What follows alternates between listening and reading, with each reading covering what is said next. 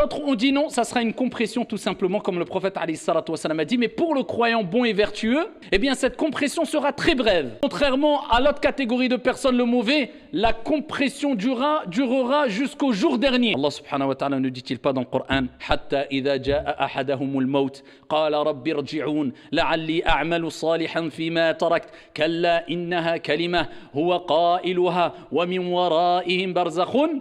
Il dit, Ya Allah, remets-moi sur terre, accorde-moi un délai. Je m'excuse, pardon, j'ai compris, j'ai vu maintenant, accorde-moi un délai. Kalla innaha kalima. Allah dira, mais non, ce n'est qu'une parole vaine, c'est trop tard. Combien de rappels tu as eu dans la vie? Des dizaines? Des milliers, des millions de rappels, et tu t'entêtais. Je ne parle pas de ceux qui pêchent et qui se repentent et qui font des efforts. La miséricorde de Dieu dépasse sa colère. Non, ceux qui persistaient, ceux qui niaient, ceux qui banalisaient le mal. Là, c'est problématique. Allah, il dit, et derrière eux, une barrière. C'est le monde intermédiaire. Jusqu'au jour où ils seront ressuscités, présentés devant Allah, c'est-à-dire la tombe. Là, non, maintenant, c'est trop tard. Et là, tu seras interrogé, comme vous le savez, dans votre tombe. Man rabbuk ma dinuk. Quel est ton Seigneur? Ceux qui ont vraiment aimé Dieu diront Rabbi Allahu haqqa. Mon Seigneur est réellement Allah. Parce qu'il n'a pas adoré Dieu par tradition, mais par conviction et sincérité et conformité. Il n'a donné aucun associé à Allah subhanahu wa ta'ala.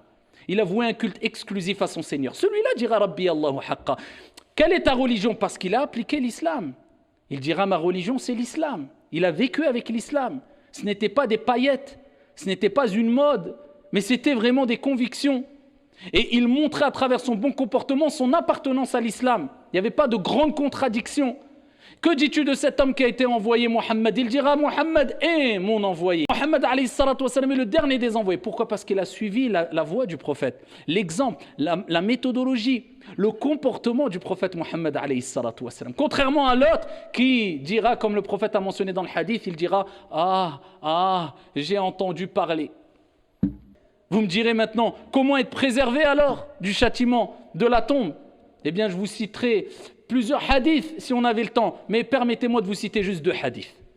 Le premier hadith rapporté par Al-Hakim, bisanadin Hassan. Le prophète sallallahu alayhi wa sallam a dit, lorsqu'on placera la personne dans sa tombe, écoutez bien, qu'est-ce qui va venir à lui? Eh bien, sa prière va venir à côté de sa tête. Allah. Vous avez vu comment, ici, Dieu va faire donner l'apparence. Comment Dieu va représenter quelque part vos bonnes et mauvaises actions. Nos bonnes et mauvaises actions, ce sera un bouclier pour nous. Vous voyez, quand on dit c'est dur pour se lever à Salat al-Subh, non, mais je sais que la récompense est grande. C'est un réconfort ici-bas, un apaisement, un soutien de Dieu, bonheur ici-bas, mais en plus de ça, c'est un bouclier et une protection dans l'au-delà.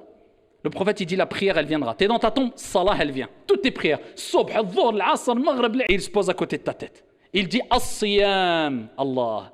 Il dit le jeûne, an yamini, sur sa droite. Le jeûne, il va se mettre à ta droite. Regardez la couverture.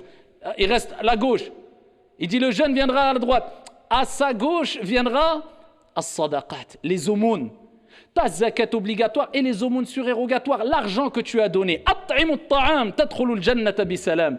Nourrissez les pauvres, vous rentrerez au paradis en paix, comme le prophète alayhi salatu wassalam a dit. Tu avais de l'argent, dès qu'il fallait aider les pauvres, je donne. Al-mal malullah. Je ne compte pas, parce que je sais que l'argent appartient à notre Seigneur. Et le prophète a juré qu'il n'y a aucune aumône qui a diminué quoi que ce soit, la richesse de qui que ce soit. Tu donnes, Allah te donne. Et il te multiplie. Eh bien, tu donnais. Tu étais quelqu'un qui avait la main facile. Tu donnais, discrètement, sincèrement. Et pour préparer ton au-delà, pour faire du bien aux gens, aux démunis, aux pauvres et autres, eh bien, l'aumône viendra à gauche, elle te protégera. Il reste tes pieds en bas. Le prophète alayhi salatu wassalam a dit, ces actes de piété et de bienfaisance viendront au niveau de ses pieds. Et à chaque fois qu'un mal voudra l'approcher dans sa tombe, eh bien, une de ces armées, si on veut quelque part, eh bien, viendra et dira, pousse-toi, tu ne peux pas passer, pas de passage pour toi. Et tu seras préservé par ta piété. Et c'est quoi la piété? Le fait de délaisser les grands péchés et d'adorer Allah subhanahu wa ta'ala. Dans le juste milieu, sans exagération, sans excès bien sûr. Eh bien, cela va te protéger.